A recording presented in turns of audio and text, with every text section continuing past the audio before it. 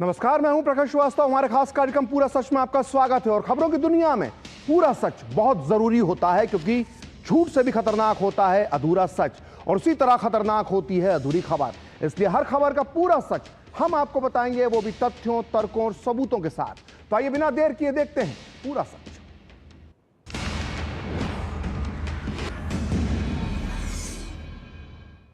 तो आज पीएम मोदी ने एक बहुत बड़ी बात कही है।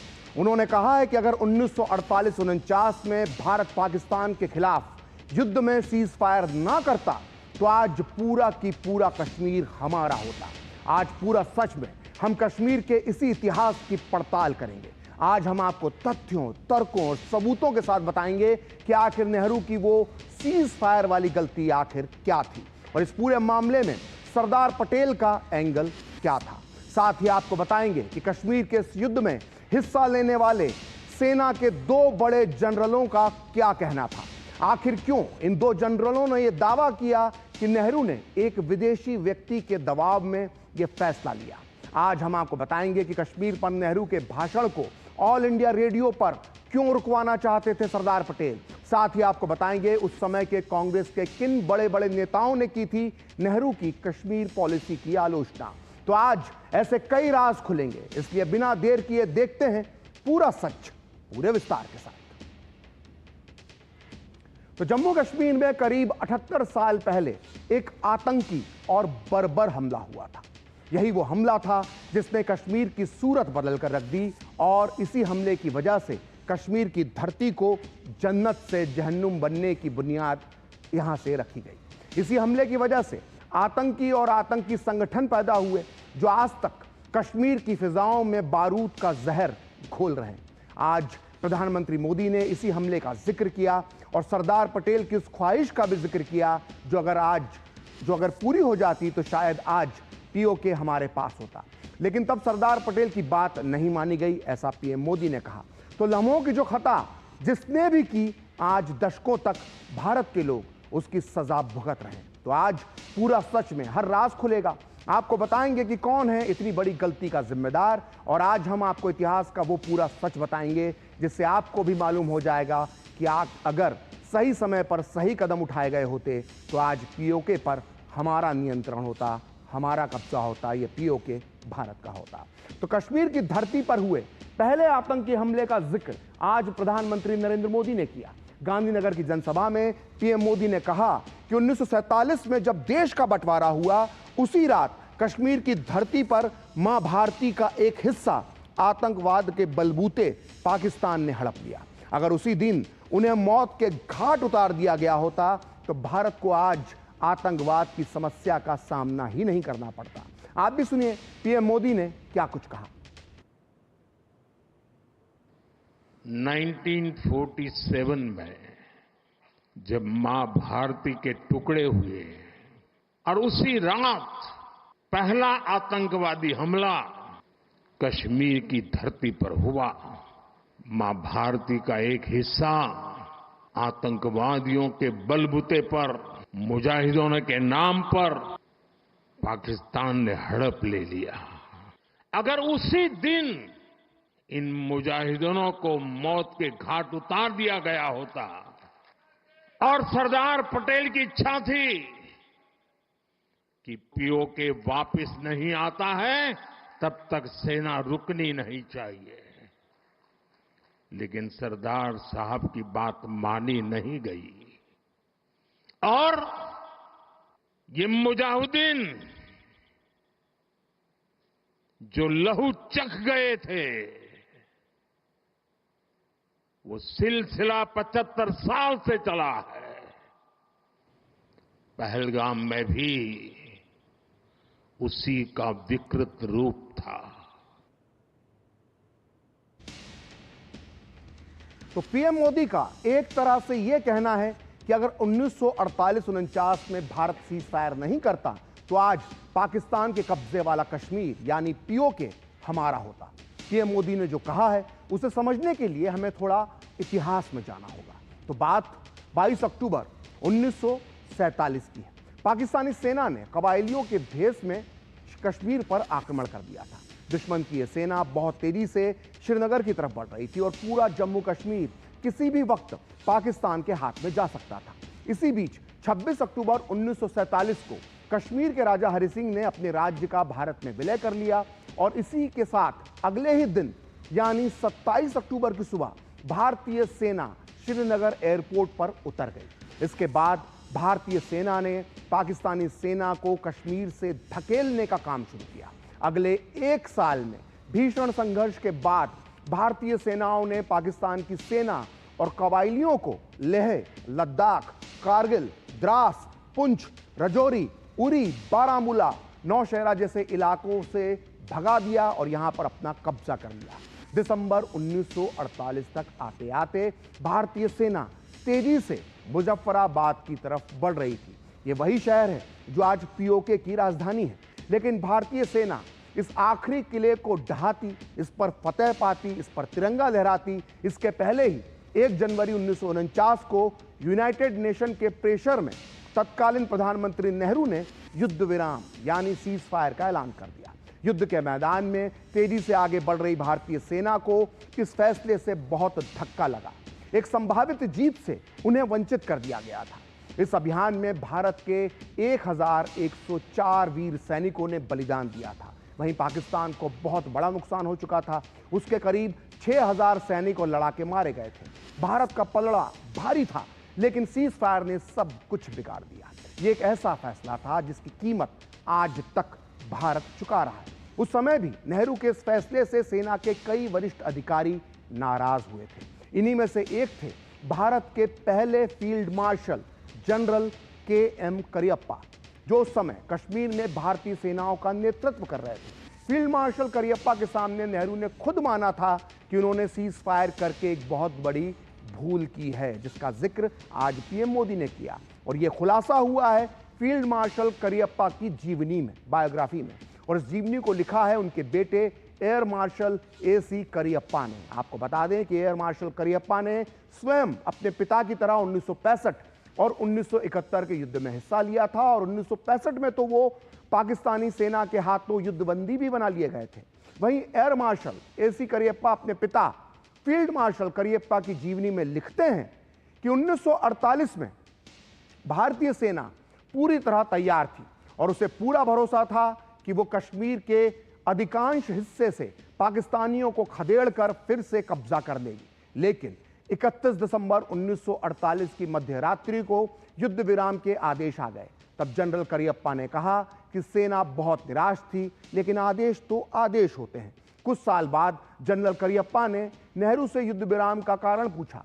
तब नेहरू का जवाब था कि संयुक्त राष्ट्र परिषद यानी यूएनएससी ने कहा कि अगर हम आगे बढ़ते हैं तो इससे युद्ध छिड़ सकता है। इसलिए यूएनएससी के अनुरोध के बाद हम युद्ध विराम पर सहमत हो गए। नेहरू ने करियप्पा से आगे कहा कि सच कहूं तो पीछे मुड़कर देखने पर मुझे लगता है कि हमें आपकी सेना को 10 या 15 दिन और देने चाहिए थे, तो तब हालात शायद अलग होते।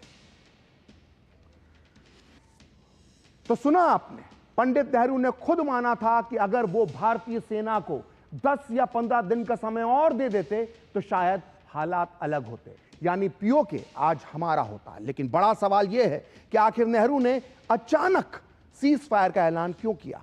उस समय के कई जानकारों का यह मानना है कि नेहरू ने यह फैसला अपने दोस्त लॉर्ड माउंटबेटन के प्रेशर में लिया था।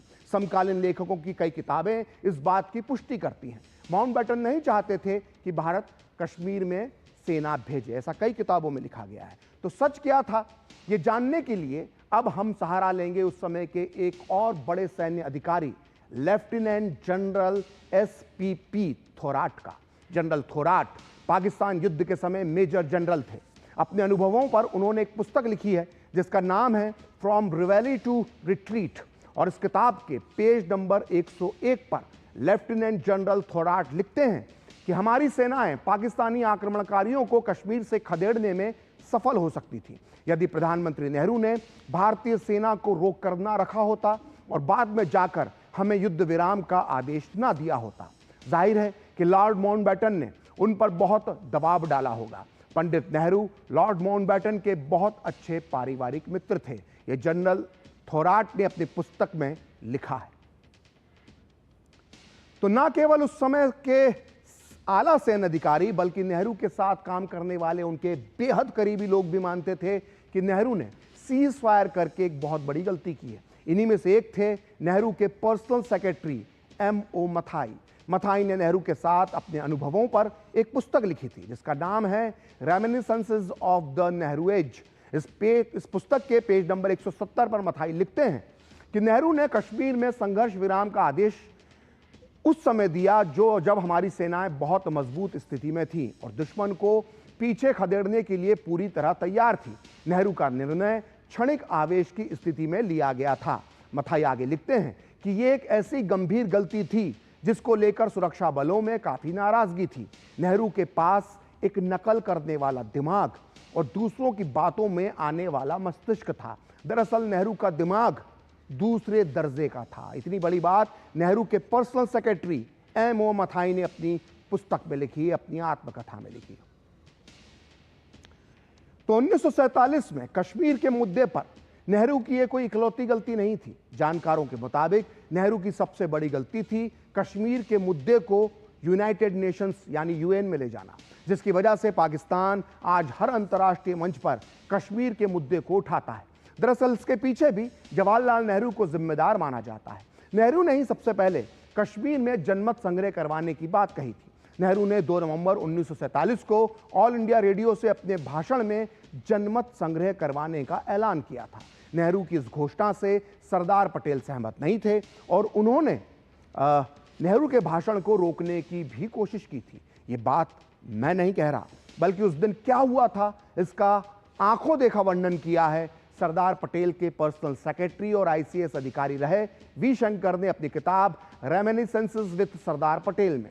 वो अपनी इस मशहूर किताब के पेज नंबर 134 पर लिखते हैं कि लॉर्ड माउंटबेटन ने नेहरू को इस बात के लिए तैयार कर लिया था कि वो रेडियो से ये घोषणा करें कि भारत कश्मीर में जनमत संग्रह करवाने के लिए तैयार है। नेहरू का यह भाषण रात 8:30 बजे प्रसारित होना था। प्रधानमंत्री नेहरू उस दिन बहुत व्यस्त थे, इसलिए उन्होंने अपने भाषण की कॉपी रात में 8:15 बजे सरदार पटेल के पास भेजी। पटेल ने जैसे ही इस भाषण में जनमत संग्रह की बात लिखी देखी तो उन्होंने पंडित नेहरू के घर पर फोन लगाया, लेकिन तब तक वो अपने घर से ऑल इंडिया रेडियो के दफ्तर निकल गए थे। V. शंकर आगे लिखते हैं कि इसके बाद सरदार पटेल ने मुझे ऑल इंडिया रेडियो के दफ्तर जाने का आदेश दिया। उन्होंने मुझे कहा कि मैं नेहरू को यह संदेश दूं कि वो अपने भाषण से जनमत संग्रह वाली लाइन हटा दें। मैं बहुत तेजी से ऑल इंडिया रेडियो के दफ्तर पहुंचा, लेकिन तब तक नेहरू स्टूडियो में अपना भाषण पढ़ना शुरू कर चुके थे। तो कश्मीर के मुद्दे को UN में ले जाना और जनमत संग्रह का वादा करना नेहरू की हिमालय जैसी बड़ी भूल थी, और यह बात नेहरू के समकालीन कांग्रेस नेता D.P. मिश्रा भी मानते थे।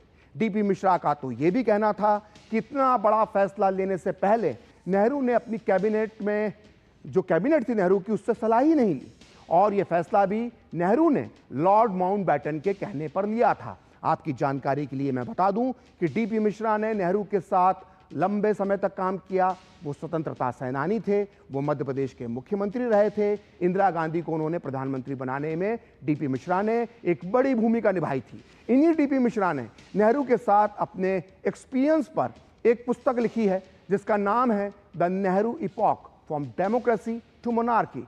इस किताब में D.P. मिश्रा लिखते हैं कि मैंने नागपुर में ऑल इंडिया रेडियो पर नेहरू की आवाज सुनी, जिसमें वो कश्मीर में जनमत संग्रह करवाने की भारत सरकार की प्रतिबद्धता को दोहरा रहे थे।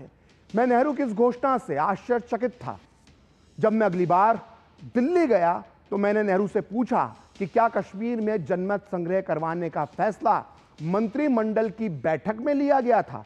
इस पर नेहरू ने आहा भरी और अपना सर नामे हिला दिया। यह बिल्कुल साफ था कि नेहरू ने लॉर्ड माउंटबेटन की सलाह पर काम किया था और अपने सहयोगियों की अनदेखी की थी। तो कश्मीर के मुद्दे पर UN में जाना, इसका विरोध करने वालों में खुद गांधी नेहरू परिवार के लोग भी शामिल हैं। इन्हीं में से एक हैं पूर्व विदेश मंत्री नटवर सिंह, जो गांधी नेहरू परिवार के करीबी थे। नटवर ने बतौर इंडियन फॉरेन सर्विस के एक अधिकारी के तौर पर खुद नेहरू के साथ कुछ समय के लिए काम किया था। नटवर सिंह ने अपनी पुस्तक one life is not enough के पेज नंबर 114 पर लिखा है कि कश्मीर मसले को सुरक्षा परिषद में ले जाना नेहरू की एक बहुत बड़ी भूल थी। उन्होंने ऐसा करके आंतरिक मसले को अंतर्राष्ट्रीय रूप दे दिया। नटवर सिंह आगे लिखते हैं कि नेहरू की एक भूल यह भी थी कि वो इसे यूएन चार्टर के 6ठे चैप्टर के अधीन ले गए जो विवादों को संबोधित करता है।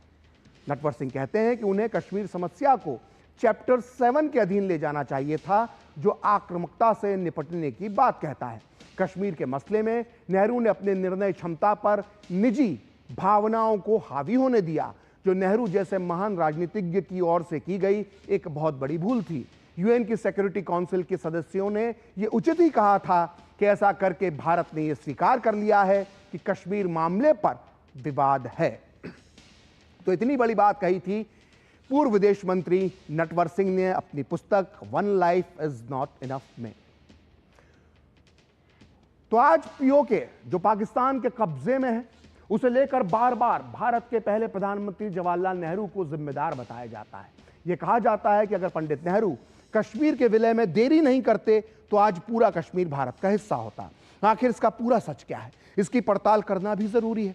तो देखिए, तो ये तो हम सबको बताया गया है कि कैसे 22 अक्टूबर 1947 में पाकिस्तान ने कश्मीर पर हमला किया और फिर 26 अक्टूबर को कश्मीर के महाराजा हरि सिंह ने विलय का पत्र दिल्ली भेजा और 27 अक्टूबर को विलय के पत्र पर भारत सरकार ने मुहर लगा दी और कश्मीर भारत का हिस्सा बन गया। लेकिन ये इतिहास जो हमें बताया गया है वो अधूरा है और हमें ये कभी नहीं बताया गया कि कश्मीर का भारत में बहुत पहले ही विलय हो सकता था और अगर ये विलय पहले ही हो जाता तो 1/3 कश्मीर जो आज पाकिस्तान के कब्जे में है उस पर आज तिरंगा फहरा रहा होता। देखिए, भारत जब आज़ाद हो गया तो रियासतों का मंत्रालय सरदार पटेल को सौंपा गया, जिनका काम रियासतों का भारत में विलय करना था। लेकिन कश्मीर का मामला खुद प्रधानमंत्री नेहरू ने अपने हाथ में रखा। कश्मीर के महाराजा हरि सिंह नेहरू पर बिल्कुल भी भरोसा नहीं करते थे। उन्हें पता था कि नेहरू कश्मीर की सत्ता अपने दोस्त शेख अब्दुल्ला को सौंपना चाहते हैं, जो महाराजा को किसी भी कीमत पर मंजूर नहीं था। लिहाजा वो कश्मीर का भारत में विलय करने से हिचक रहे थे। इसी बीच पाकिस्तान ने कश्मीर हड़पने के लिए अपनी तैयारियां शुरू कर दी और सितंबर 1947 के अंत तक खुफिया जानकारी नेहरू तक भी पहुंच गई कि पाकिस्तान कश्मीर पर हमला करने वाला है। उन्होंने पाकिस्तानी हमले के 25 दिन पहले यानी 27 सितंबर 1947 को सरदार पटेल को एक पत्र लिखा।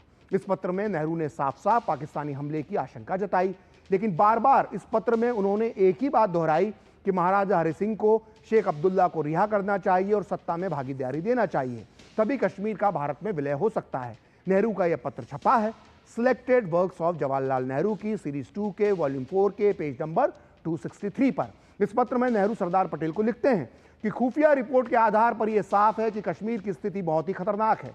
मुस्लिम लीग के नेता पंजाब और उत्तर पश्चिम सीमा प्रांत के रास्ते कश्मीर में घुसपैठ की तैयारी कर रहे हैं। सर्दियों में जब कश्मीर पूरे भारत से अलग थलग पड़ जाता है तब पाकिस्तान का कोई बड़ा एक्शन लेने का प्लान है। मुझे शक है कि महाराजा हरि सिंह की सेना अपने दम पर और बिना जन समर्थन के मुकाबला कर पाएगी। वास्तव में यदि कोई उनकी मदद कर सकता है तो वो शेख अब्दुल्ला। इसलिए यह बहुत महत्वपूर्ण है कि महाराजा नेशनल कॉन्फ्रेंस से दोस्ती कर लें, जिससे पाकिस्तान के खिलाफ उन्हें जन सहयोग मिल सकेगा। मुझे नहीं लगता कि महाराजा के पास शेख अब्दुल्ला को रिहा करने के अलावा कोई और रास्ता है। मुझे लगता है कि कश्मीर का भारत में तत्काल विलय हो जाना चाहिए, लेकिन ऐसा तभी संभव होगा जब महाराजा और शेख अब्दुल्ला की नेशनल कॉन्फ्रेंस के बीच शांति हो और दोनों मिलकर स्थिति को संभालने का कार्य करें। मुख्य बात यह है कि महाराजा शेख अब्दुल्ला का विश्वास और सहयोग प्राप्त करें। तो खैर, नेहरू की खुफिया जानकारी सही निकली और इसी बीच 22 अक्टूबर को पाकिस्तान ने कश्मीर पर हमला बोल दिया और इसी के बाद शुरू होता है नेहरू का असली खेल। कबायली तेजी से आगे बढ़ रहे थे। ये देखते हुए महाराजा हरि सिंह ने 24 अक्टूबर 1947 को ही जम्मू कश्मीर के उप प्रधानमंत्री रामलाल बत्रा को विलय पत्र लेकर दिल्ली भेज दिया था। आप सोच रहे होंगे कि जब 24 अक्टूबर को ही महाराजा हरि सिंह का विलय पत्र दिल्ली आ गया था तो इसे उसी समय स्वीकार क्यों नहीं कर लिया गया? आखिर 3 दिन की देरी क्यों की गई? और ये 3 दिन की देरी नहीं की जाती तो भारतीय सेना 24 अक्टूबर को ही कश्मीर पहुंच जाती, तो कश्मीर के एक बड़े हिस्से को बचाया जा सकता था जो आज तक पाकिस्तान के कब्जे में है। दरअसल नेहरू ने 24 अक्टूबर 1947 को इस विलय पत्र को इसलिए स्वीकार नहीं किया क्योंकि इसमें उनके परम प्रिय मित्र शेख अब्दुल्ला को सत्ता सौंपने का वादा नहीं था। 25 और 26 अक्टूबर को दिल्ली में लंबी लंबी बैठकें होती रहीं, लेकिन नेहरू टस से मस नहीं हुए और आखिरकार बहुत जोर देने पर नेहरू ने वीपी मेनन को 26 अक्टूबर को श्रीनगर भेजा और साथ में उन्हें जम्मू कश्मीर के प्रधानमंत्री मेहर चंद महाजन को दिल्ली लाने के लिए बोला।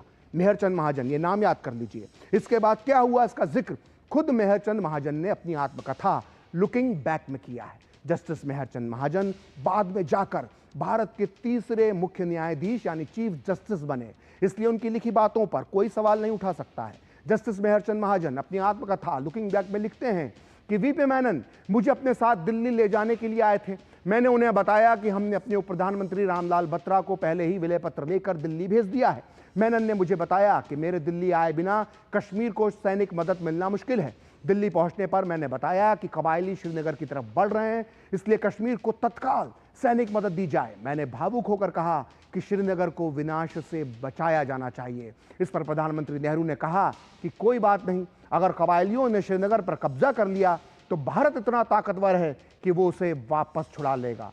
महाजन आगे लिखते हैं कि नेहरू की ये बात सुनकर मैंने सोचा कि श्रीनगर को तो वापस छुड़वा लिया जाएगा, लेकिन जो विनाश होगा उसकी भरपाई आखिर कौन करेगा। लेकिन फिर भी मैं सैनिक सहायता की मांग पर अड़ा था और नेहरू अपनी बात पर अड़े हुए थे। तो सोचिए कितनी बड़ी बात जस्टिस मेहर चंद महाजन ने अपनी आत्मकथा में नेहरू के लिए लिखी है। सोचिए, नेहरू अगर ये 3 दिन की देरी नहीं करते तो भारतीय सेना 24 अक्टूबर को ही कश्मीर पहुंच जाती और हजारों जानें बचाई जा सकती थी। यहां तक कि पाकिस्तान के कब्जे में आ गए कई कश्मीरी इलाके भी आज भारत के पास होते। नेहरू के घर पर हो रही सनसनीखेज बैठक के बारे में जम्मू कश्मीर के तत्कालीन प्रधानमंत्री जस्टिस मेहर चंद महाजन ने अपनी आत्मकथा लुकिंग बैक में जो आगे लिखा है वो और भी चौंकाने वाला है। उन्होंने बताया कि नेहरू को विलय पर मनाने के लिए उन्हें धमकी तक का सहारा लेना पड़ा। जस्टिस महाजन ने अपनी आत्मकथा में लिखा है कि पाकिस्तानी कबायली श्रीनगर के दरवाजे तक आ पहुंचे थे, लेकिन नेहरू शेख अब्दुल्ला को सत्ता में भागीदार बनाने की शर्त पर ही विलय स्वीकार करना चाहते थे। तब मैंने नेहरू से कहा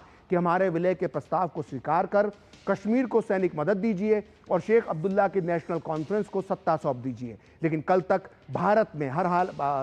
कल तक श्रीनगर में हर हाल में भारतीय सेना पहुंच जाना चाहिए, नहीं तो मुझे श्रीनगर को विनाश से बचाने के लिए मिस्टर जिन्ना के पास जाकर समझौता करना होगा। दरअसल कश्मीर के तत्कालीन प्रधानमंत्री मेहर चंद महाजन ने यह धमकी मजबूरी में दी थी। वो कश्मीर की मासूम जनता को पाकिस्तानी सेना से बचाना चाहते थे।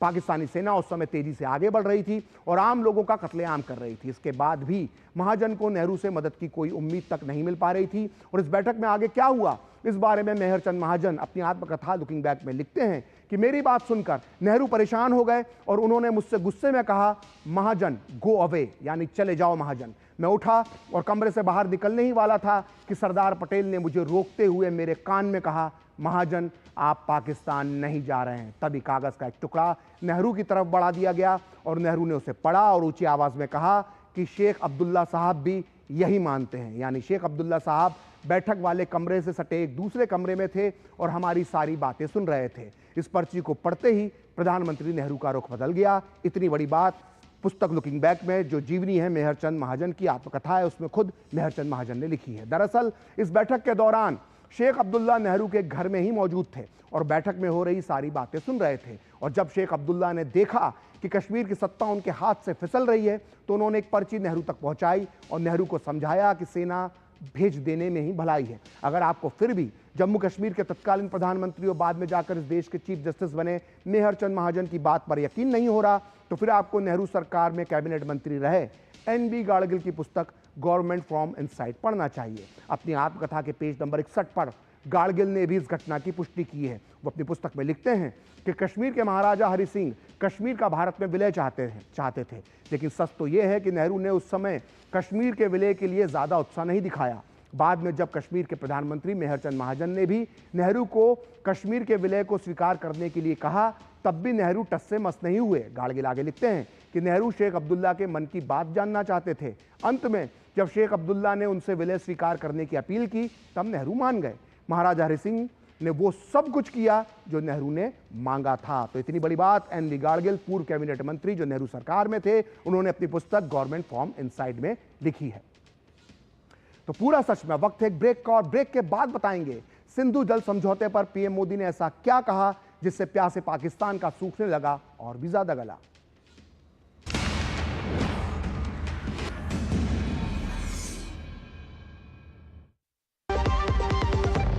MDH का किचन किंग किचन में हो तो हम सब कुछ बना सकते हैं। बैंगन का भरता, आलू गोभी, भिंडी मसाला और भी बहुत कुछ। MDH। जो लक्ष्य चुना था समझ आने लगा है। GLA यूनिवर्सिटी, उच्च लक्ष्य की निश्चित प्राप्ति। 80% फिटनेस सही डाइट से और 20% एक्सरसाइज से होती है। हर महीने तेल की खपत 10% घटाएं। बेहतर फिटनेस के लिए कम तेल का इस्तेमाल करें, जैसे कि हमारे प्रधानमंत्री जी भी कहते हैं। एक फिट और हेल्दी नेशन बनने के लिए हमें ओबेसिटी की समस्या से निपटना ही होगा। एक तरीका मैंने सुझाया था, खाने के तेल में 10% की कमी करना। कम तेल में बड़ी बात, सेहत रहे दिन और रात। जब धरती चीर कर निकलता है लोहे का पत्थर और मिलता है मोंगिया के जोश से, फिर तपता है, पिघलता है और बनता है फौलाद। अब होता है सरिया सारी खूबियों के साथ। मोंगिया स्टील, मजबूत देश का मजबूत सरिया। टाइम पे खा लेना और प्लीज बाइक धीरे चलाना जी। और ये तुम्हारी सेफ्टी के लिए। अरे एक बात तो रह गई। LIC? ये हमारी सेफ्टी के लिए। दिल की सुनो, LIC चुनो। LIC हर पल आपके साथ। शादी का किचन महके जहां, गोल्डी किचन किंग मसाले हो वहां। गोल्डी लाई है फ्रेश लॉक टेक्नोलॉजी, जो रखे मसालों को हर समय फ्रेश।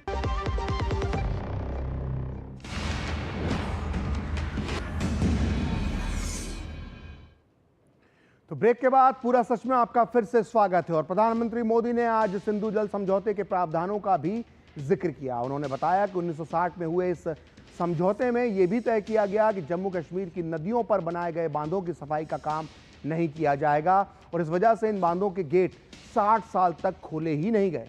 इससे यह हुआ कि यहाँ 100% पानी भरना चाहिए था, अब उसकी क्षमता कम होते होते 2 से 3% रह गई। इसके बाद पीएम मोदी ने जो कहा वो सुनकर पहले से ही प्यास से करा रहे पाकिस्तान का गला सूख जाएगा। आप भी सुनिए पीएम मोदी का वो बयान। और अभी तो मैंने कुछ ज्यादा किया नहीं है।